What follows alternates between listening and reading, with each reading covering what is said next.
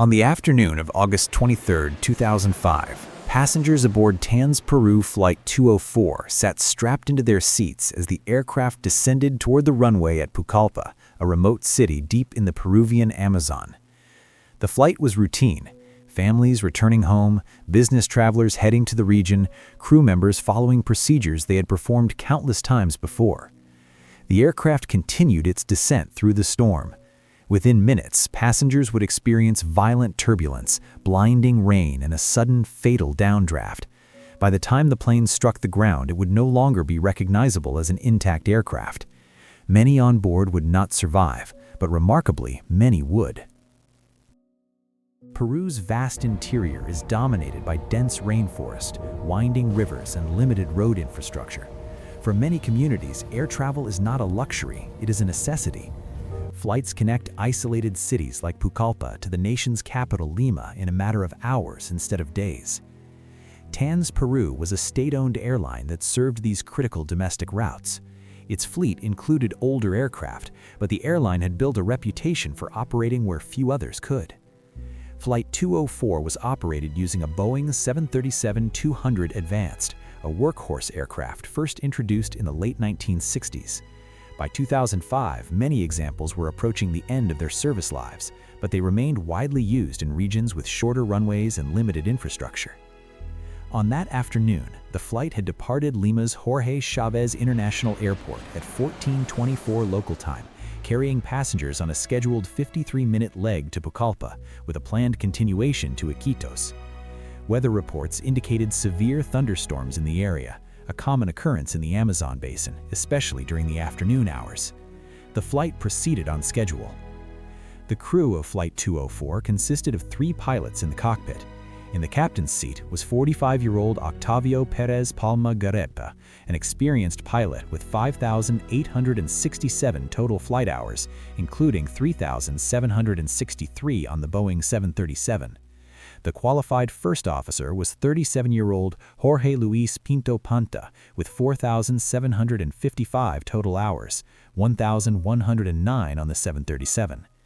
A third pilot, 38-year-old trainee Gonzalo Chirinos Delgado, with 2,700 total flight hours, but only 61 on the 737, occupied the right-hand seat for supervised training. The reason for this arrangement exposed a structural problem.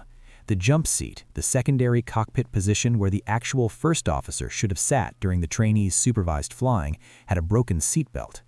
This meant Pinto Canta, the qualified first officer, was displaced to the passenger cabin. When things began to go wrong, no senior pilot would be immediately available to intervene alongside the captain. Meanwhile, the weather around Pucallpa had deteriorated sharply. Towering storm cells with cloud tops estimated at 45,000 feet produced torrential rain, hail, and strong, irregular winds, including wind shear. Conditions of this severity should have prompted a diversion to an alternate airport. The crew had access to weather information and had the fuel to divert. Instead, they continued the approach. This was not the first time a TANS Peru aircraft had been involved in a serious accident. The airline had suffered another major crash just over 2 years earlier. The pattern was not yet enough to ground the carrier, but it spoke to unresolved questions about safety culture, aircraft maintenance, and the standards applied to crew operations. At 14:52, with the aircraft on descent toward Pucallpa's runway 02, the situation in the cockpit began to deteriorate. The aircraft started shaking noticeably, the same rocking passengers described beginning around 10 minutes before the intended landing time. The crew could see that conditions at the airport were severe: torrential rain, hail, and strong, irregular winds. The captain took manual control of the aircraft.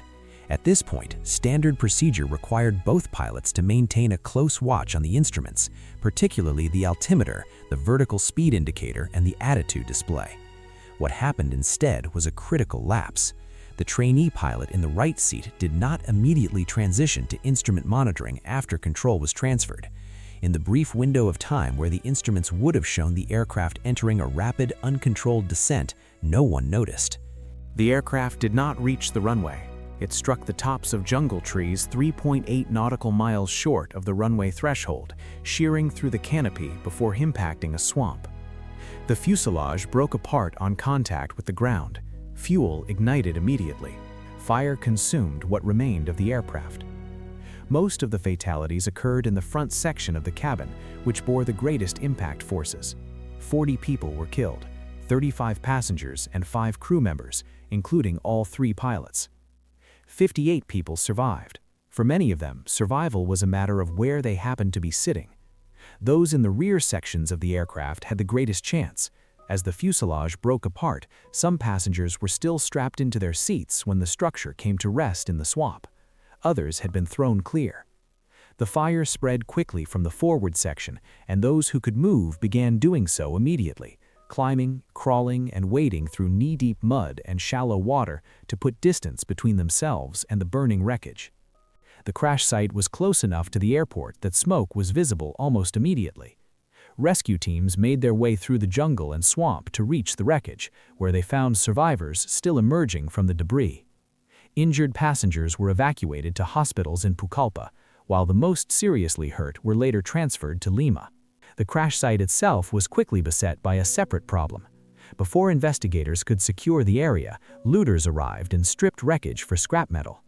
Among the items stolen was the flight data recorder, one of the 2 black boxes essential to determining exactly what had happened in the cockpit. A reward of $500 was eventually offered for its return, and the recorder was recovered. Without it, a full reconstruction of the final moments would have been impossible. In total, 40 people lost their lives in the crash of Flight 204. 58 survived. It was ranked among the deadlier aviation accidents of 2005, and the second major crash involving a TANS Peru aircraft in slightly over 2 years.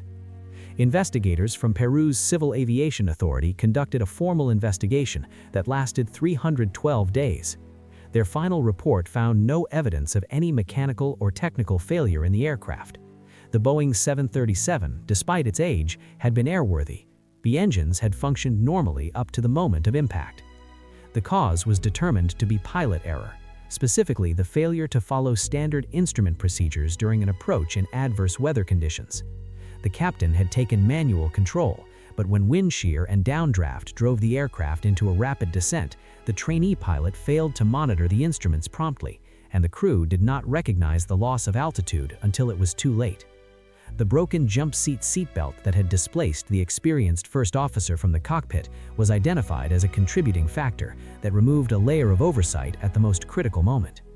The investigation also raised broader questions about the decision to continue the approach at all. Standard procedure when facing weather of this severity calls for a diversion or a missed approach and holding pattern. The crew had the fuel and the authority to make that choice. They did not. In the aftermath, TANS Peru was banned from operating. The financial and reputational damage proved insurmountable, and the airline ceased operations entirely.